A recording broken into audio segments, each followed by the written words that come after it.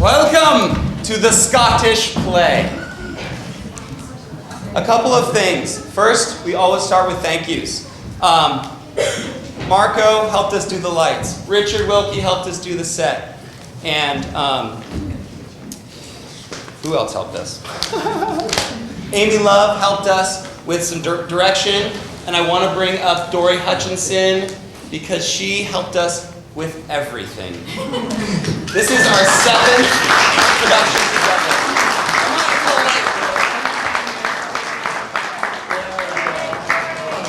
She does all the costumes. She does the direction. She's watched 5 different versions of Macbeth. She's been doing everything. So, Dory, we could not do it without you. Thank you so much. I can't do it without you. You're Jesse. You're too. Okay. Now, a little bit about our process. Basically, we started reading Macbeth in January, right after we got back from winter break. And all the way throughout this entire thing, the kids have been incredible. They've been so enthusiastic. They've been really into it. They've been helpful. They've been creative. I remember even on a stormy morning in January, reading around a candle and on the floor in a circle. That's what we've been doing. Once we get the play down, we divvy up the scenes, and then those players that are in that scene, it becomes their baby. So they will block, edit their own lines, direct. Everything that they do, everything that they create with some guidance from us is actually student-driven.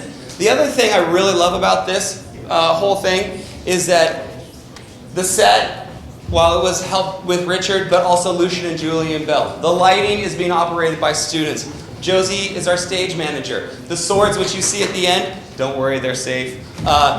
Were actually welded by Gus and his dad. So all of these things are done. The sound effects, everything is student-driven and student-done. So this is really a student production, which I think is the best part about it. So without any further introduction, let me set the scene for you.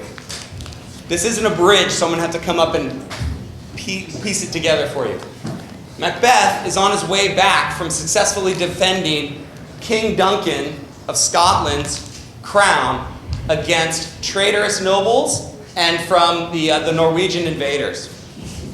Without his knowledge, King Duncan gives Macbeth, without Macbeth's knowledge, Duncan gives Macbeth a title, a new title as a reward, the Thane of Cawdor. On his way back from that battle, Macbeth and his best friend Banquo meet 3 witches who give him prophecy. They call him Thane of Glamis, which he already is, or Glamis, Thane of Cawdor, which he will soon be, and King hereafter.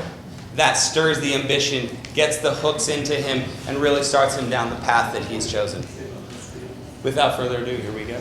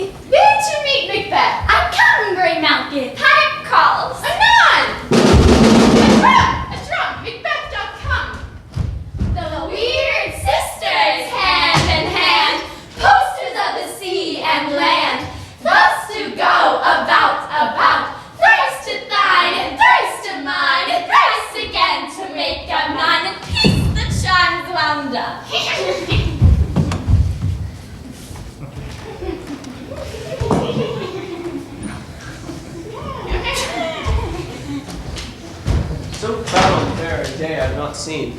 How far is it called forest? What are these, so withered and so wild in their attire, that look not like the inhabitants of the earth and yet are on it? Live you, or are you aught that man may question?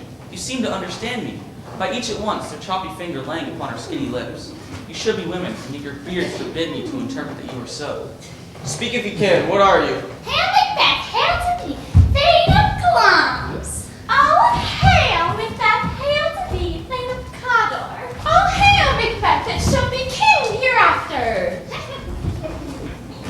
Sir, why do you start to seem to fear things that do sound so fair? In the name of truth, are you fantastical, or that indeed which outwardly you show? If you can look, my noble partner, you greet with present grace and great prediction, of noble havings and of royal hope that he seems wrapped withal. If you can, to me you speak not. If you can look into the seeds of time and say which grain will grow and which will not, speak then to me, neither beg nor fear your favors nor your hate. Hell! Hell! Hell! Lesser than Macbeth, but greater. Not so happy yet much happier. Thou shalt get kings, though thou be none. So all hail Macbeth and Banquo. Banquo Macbeth, all hail!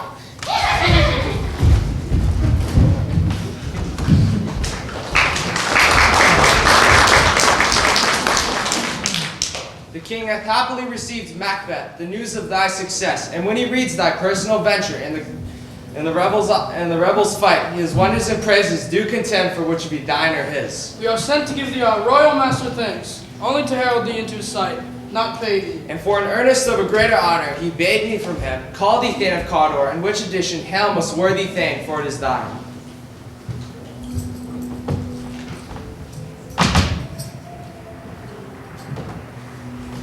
Glamis and Thane of Cawdor, the greatest is behind. Thanks for your pains. Do you not hope your children shall be kings? That trusted home might yet enkindle you unto the crown, besides the Thane of Cawdor. But 'tis strange, and oftentimes to win us to our harm. The instruments of darkness tell us truths and wins with honest trifles to betray us in deepest consequences. Cousins, a word I pray you. Two truths are told as happy prologues to the swelling act of the imperial theme. I thank you, gentlemen. This supernatural soliciting cannot be ill, cannot be good. If ill, why hath it given me earnest of success? Commencing in a truth, I am Thane of Cawdor. If good, why do I yield to that suggestion, whose horrid image doth unfix my hair and make my seated heart rock at my ribs? Against the use of nature, present fears are less than horrible imaginings. My thought, whose murder is yet but fantastical, shakes to my single state of man, and that function is smothered in some rise, and nothing is but what is not.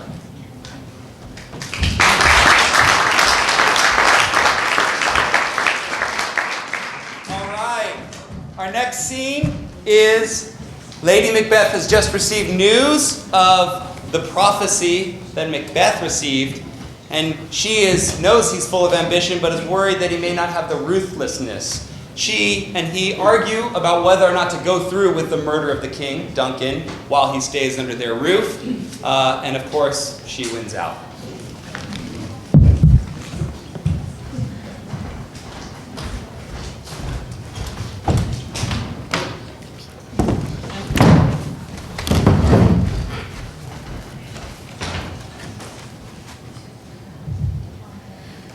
Glamis thou art, and Cawdor, and shalt be what thou art promised.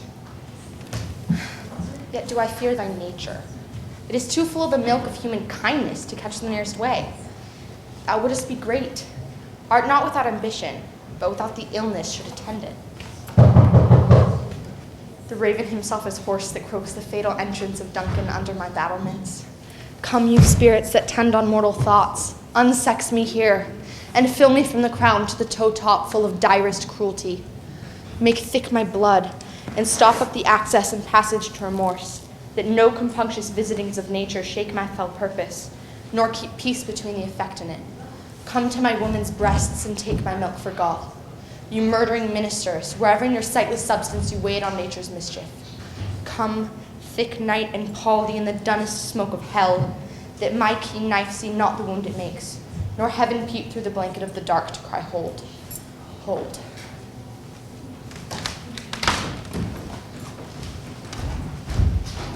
If it were done, when 'tis done, then 'twere well it were done quickly. If the assassination could tremble up the consequence, and catch with his surceased success, that but this blow might be the be-all and the end-all here. But here, upon this bank and shoal of time, we jump the life to come.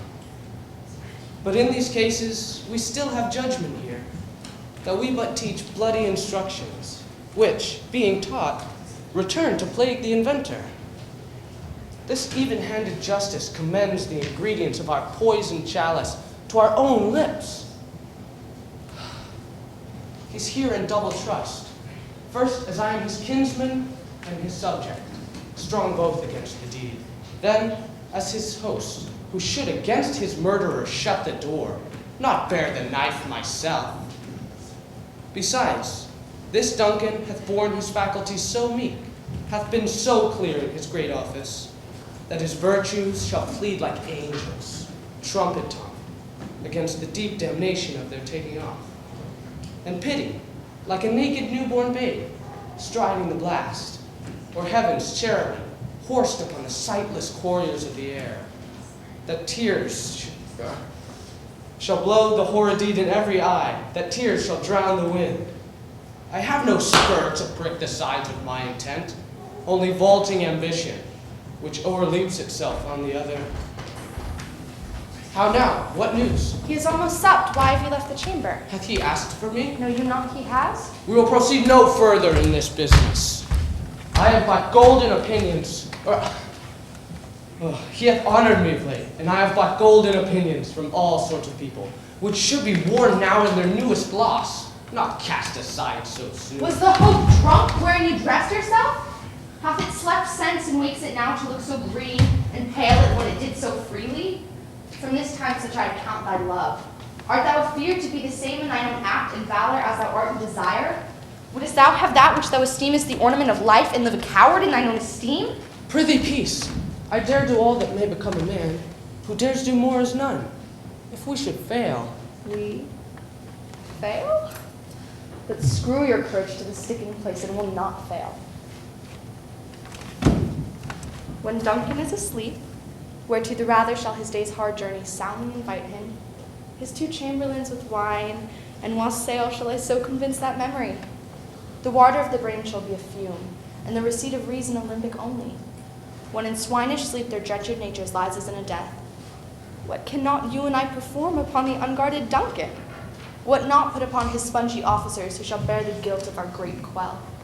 Bring forth men and children only, for thy undaunted metal should compose nothing but males.